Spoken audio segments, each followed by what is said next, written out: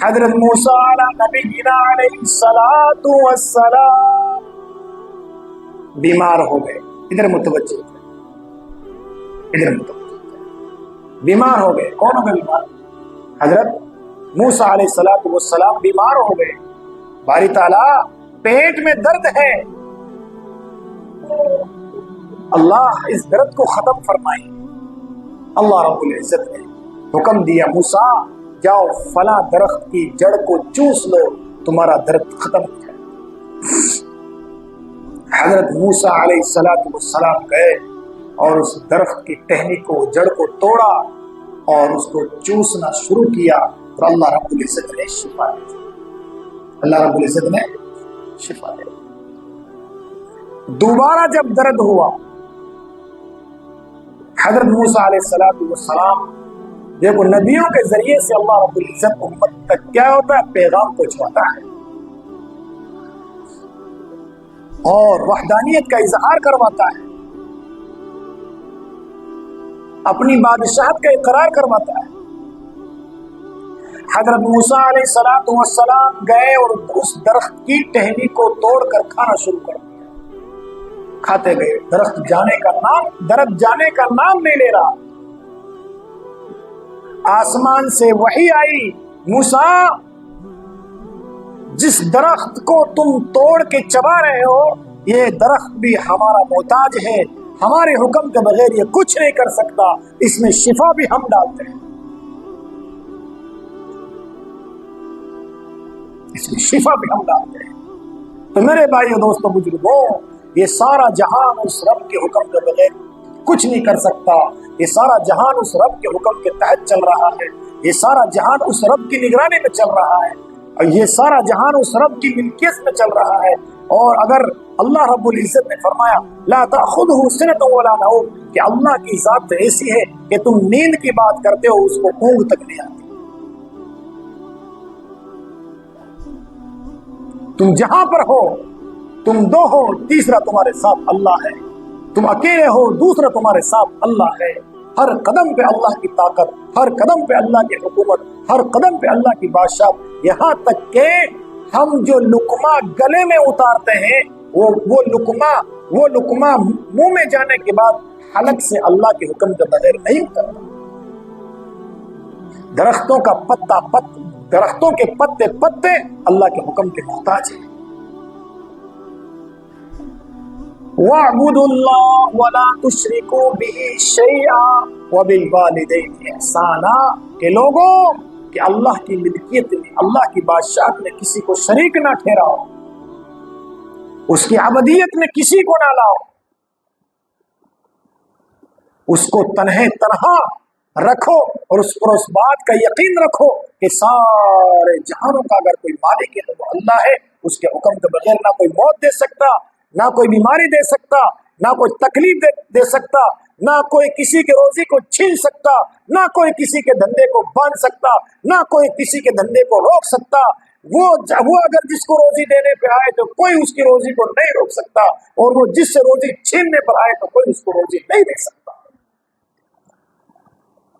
اس اللہ کو راضی کرنے ہم دنیا پر آئے ہیں، اس اللہ کو راضی کرنے کے لیے ہم دنیا میں آئے ہیں، اس اللہ کو منانے کے لیے ہم دنیا میں آئے ہیں، اس اللہ کی باتوں پر چلنے کے لیے ہم دنیا میں آئے ہیں.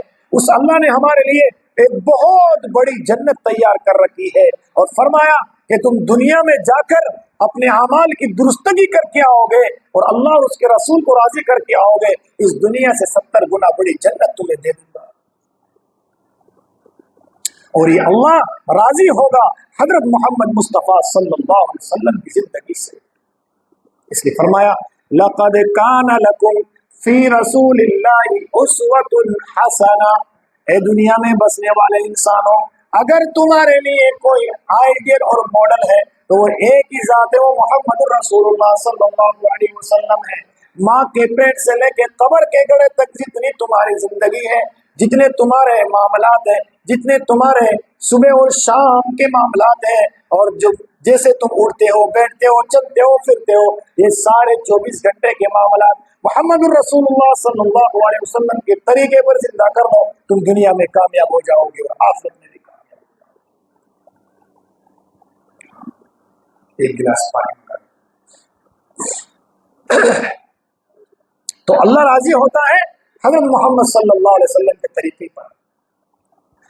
اللہ نے ہمیں نماز کا حکم دیا، اللہ نے ہمیں روزے کا حکم دیا، اللہ نے ہمیں زکوٰۃ کا حکم دیا، اللہ نے ہمیں حج کا حکم دیا، اللہ نے ہمیں صلہ رحمی کا حکم دیا، اللہ نے ہمیں ماں باپ کے ساتھ برتاؤ کرنے کا حکم دیا، اللہ نے ہمیں بھائی بہن کے ساتھ برتاؤ کرنے کا حکم دیا، اللہ نے ہمیں بیوی کے ساتھ سلوک کرنے کا حکم دیا، اللہ نے ہمیں رشتہ داروں کے ساتھ اچھے سلوک کرنے کا حکم دیا، اللہ نے ہمیں پڑوسیوں کے ساتھ اچھے سلوک کرنے کا حکم دیا۔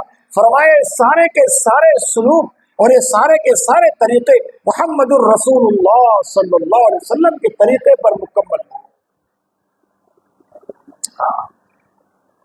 میرے نبی کی زندگی کامل اور اکمل زندگی ہے۔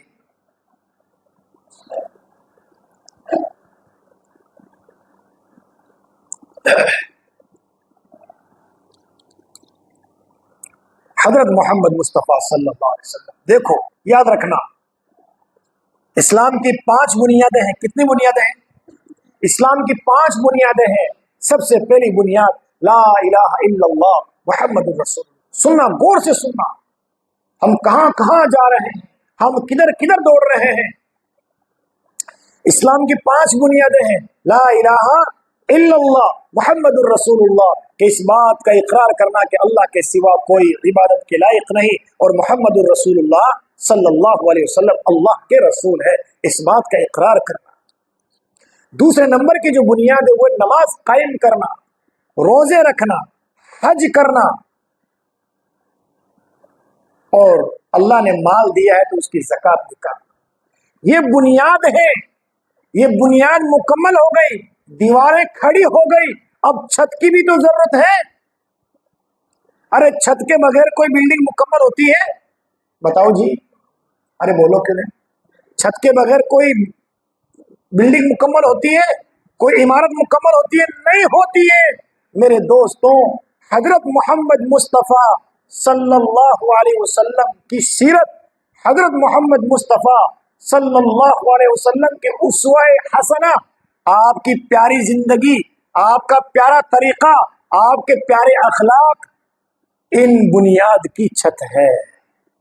ہم نے نمازیں خوب پڑھ لی، سننا، روزے خوب رکھ لیے، حج خوب کر لیے، زکوٰۃ خوب دے دی، اگر حضرت محمد مصطفیٰ صلی اللہ علیہ وسلم جیسا ویوہار، حضرت محمد مصطفیٰ صلی اللہ علیہ وسلم جیسے اخلاق، حضرت محمد مصطفیٰ صلی اللہ علیہ وسلم جیسے تعلقات، حضرت محمد مصطفیٰ صلی اللہ علیہ وسلم والی زندگی ہماری زندگی میں نہیں ہے تو ہماری ایمان کی چھت مکمل نہیں ہوئی، ہمارا ایمان مکمل نہیں ہوا، ہمارے ایمان کی جو بنیاد ہے وہ مکمل نہیں ہوئی۔